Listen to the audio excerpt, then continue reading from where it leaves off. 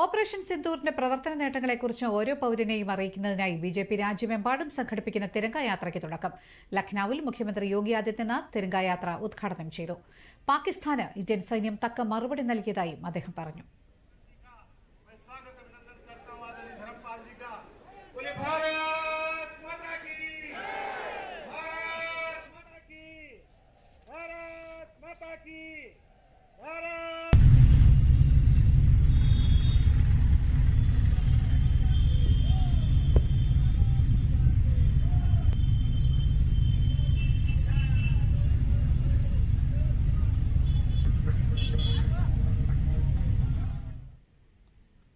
തിരംഗയാത്രയിൽ പങ്കെടുക്കുന്നതിൽ അഭിമാനമുണ്ടെന്ന് ഒഡീഷ മുഖ്യമന്ത്രി മോഹൻ ചരൺ മാജി പറഞ്ഞു.